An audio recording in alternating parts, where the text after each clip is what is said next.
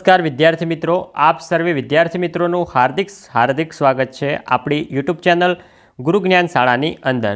તો વિદ્યાર્થી મિત્રો, આજના આ વિડીયોની અંદર આજે આપણે જે તમારી દ્વિતીય વાર્ષિક પરીક્ષા 2025 ચાલી રહી છે એની અંદર ધોરણ 7 વિષય ગુજરાતીનું અતિ મોસ્ટ આઈએમપી પ્રશ્નપત્રનું સોલ્યુશન આજે આપણે આ વિડીયોની અંદર કરવાના છીએ। તો વિડીયોને તમારે છેલ્લે સુધી સ્કીપ કર્યા વગર પૂરેપૂરો જોવાનો છે। ચેનલ ઉપર નવા હોય તો ચેનલને પણ અચૂકથી સબસ્ક્રાઇબ કરી દેવાની છે। અને ધોરણ 7 ગુજરાતીનો મિત્રો સંપૂર્ણ ટાઈપિંગ સાથેનો સંપૂર્ણ સોલ્યુશન સાથેનો મોસ્ટ આઈએમપી પેપર નંબર 1 અમે બનાવેલું છે, જે વિડીયોની લિંક આ વિડીયોના ડિસ્ક્રિપ્શન બોક્સમાં આપેલ છે। તો એ વિડીયો પણ તમે અચૂકથી ભૂલ્યા વગર જોઈ લેજો। જો એ પ્રશ્ન એકનો કે નીચેના દરેક ઉત્તર માટે આપેલા પ્રશ્નોમાંથી જવાબ શોધીને લખવાના છે। પહેલો છે કે શ્રી કૃષ્ણના મુખ પર શું બિરાજે છે? તો આવશે ઓપ્શન એ મોરલી। બીજો, કવિએ પોતાને કોની સાથે સરખાવ્યા છે? તો આવશે ઓપ્શન ડી ગાય સાથે। ત્રીજો, યાત્રાળુઓના સંઘને રસ્તામાં કયું પ્રાણી તખતખતી ધૂળમાં પડેલું દેખાયું? તો આવશે ઓપ્શન એ ગધેડું। બ જોઈએ કે કૌંસમાં આપેલ શબ્દમાંથી યોગ્ય શબ્દ પસંદ કરી ખાલી જગ્યા પૂરો। પહેલો છે કે પાસે જેવી ચરતી હતી આ ગાય તેવો જ હું છું। બીજો, અમે પલાળી પાણી પંથો મેદાને સૌ પડશે। ત્રીજો, શામળ કામ સાહસા કરે તે પંક્તિ નહીં પૂરા પહાણિયા।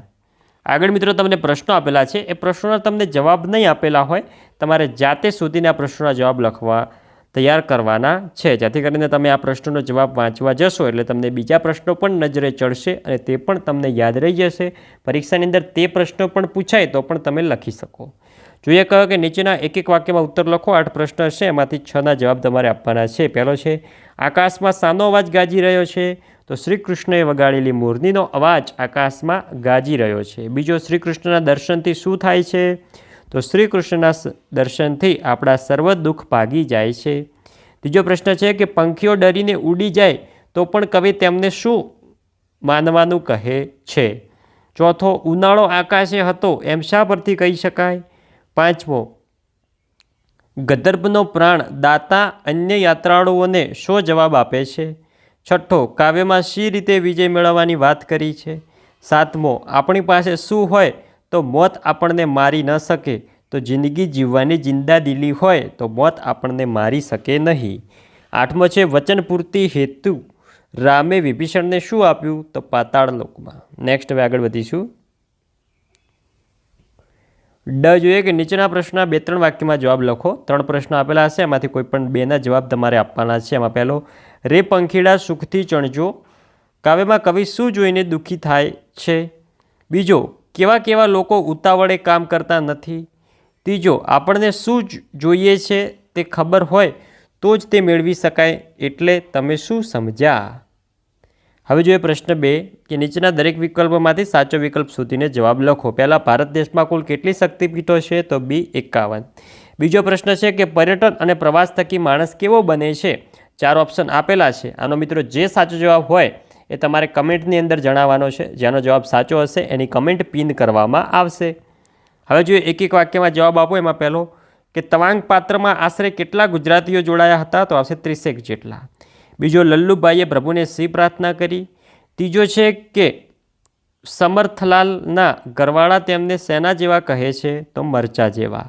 ચોથો, ગણિત વિષયમાં સેનાથી અવગત થવાથી સારું પરિણામ મળે? પાંચમો, રસોઈમાં થતો વિલંબ જોઈને ખલીફા સાહેબે સ્ત્રીને શું કહ્યું? તો કહ્યું કે તું લોટ બાંધ, હું ચૂલો જલાવી દઉં। છઠ્ઠો, કૃષ્ણના મત મુજબ તેમના કે દ્રૌપદીના અપમાન કરતાં શું અગત્યનું છે? સાતમો, અનુષ્કા જોલીએ શું તૈયાર કર્યું હતું?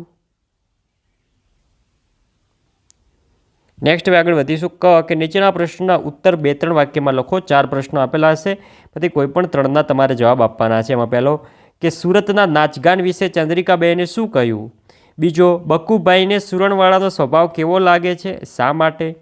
ત્રીજો, વ્યાયામ અંગેના દાદાજીનો વિચાર જણાવો। ચોથો, ખલીફા સાહેબે ગરીબ લતામાં કયું દ્રશ્ય જોયું? ડ જોઈએ મોટા પ્રશ્નો 2 હશે, એમાંથી કોઈ પણ 3ના જવાબ તમારે લખવાના છે। પહેલો કે બાળકો અને તેની માતાની ભૂખ માટેની સ્થિતિ વર્ણવો। બીજો, જ્યાં જ્યાં વસે એક ગુજરાતી ત્યાં ત્યાં વસે સદાકાળ ગુજરાત, પંક્તિનો ભાવાર્થ તમારે સમજાવવાનો છે। પછી છે જોડણી સુધારીને લખો। 6 આપેલી છે, એમાંથી કોઈ પણ 4ના તમારે જવાબ આપવાના છે।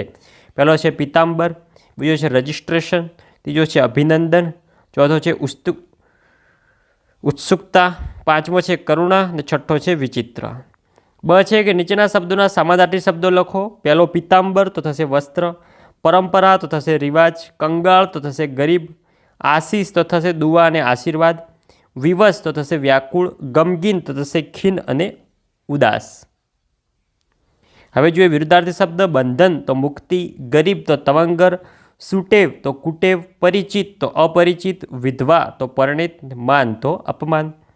પછી છે કે રૂઢિપ્રયોગનો અર્થ આપી વાક્ય પ્રયોગ કરો. મૃત્યુને મુઠ્ઠીમાં લેવું તો બલિદાનની પ્રબળ ભાવના હોવી, ભીડ પડવી તો મુશ્કેલીમાં આવવું.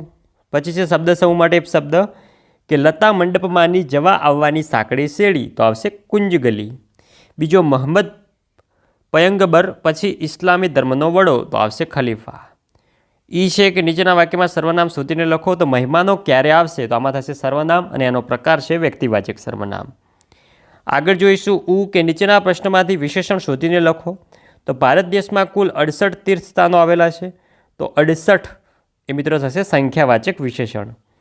હવે છે અર્થભેદ જણાવવાનો છે. આંખો તો થશે ભાગ્યા વિનાનો અખંડ, આંખો તો થશે ચક્ષુ અને નેત્ર જે તમારી આંખ છે એ. છે કે રેખાંકિત શબ્દની જગ્યાએ કૌંસમાં આપેલ શબ્દ મૂકી વાક્ય પરિવર્તન કરો. તો અમે 2-3 દિવસ પછી બહાર જવાના છીએ. તો મિત્રો અમે નીકળી જશે અને વાક્ય પ્રયોગ થશે હું 2-3 દિવસ પછી જવાનો છું. હવે છે કે કૌંસમાં આપેલા શબ્દનો યોગ્ય શબ્દ પસંદ કરી પ્રશ્નાર્થ વાક્ય બનાવવાનું છે. તો મિત્રો જોઈશું તો એની અંદર મિત્રો ક્યારે લાગશે તો આવશે ખલીફા જમવાની બધી વસ્તુ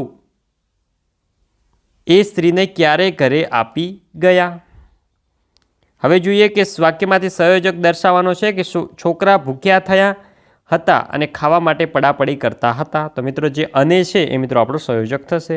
પછી તમને વાર્તા આપેલી છે. વાર્તાના મુદ્દા પરથી તમારે સંપૂર્ણ વાર્તા લખવાની છે. વિચાર વિસ્તાર આપેલા છે. 3માંથી ગમે તે 2. અહીંયા આઈએમપી આપેલા છે, જોઈ શકો છો તમે. પછી તમને નિબંધ છે આઈએમપી શિયાળાની સવાર, ઉત્તરાયણ અને મહાત્મા ગાંધી. પત્ર તમને લાસ્ટમાં પૂછ્યા છે 6 માર્ક્સની અંદર. તો વિદ્યાર્થી મિત્રો આ હતો આપણો ધોરણ 7નો વિષય ગુજરાતીનો અતિ મોસ્ટ આઈએમપી પ્રશ્નપત્રનું સોલ્યુશન. વિદ્યાર્થી મિત્રો વિડીયો સારો લાગ્યો હોય વિડીયોને લાઇક કરીને જજો અને આગળ હવે તમારે કયા વિષયનું પ્રશ્નપત્ર છે એ પણ કમેન્ટ કરજો જેથી કરીને આપણે તે વિડીયો બનાવી શકીએ. મળીશું આવનાર વિડીયો સાથે. ત્યાં સુધી આવજો. જય હિન્દ, જય ભારત.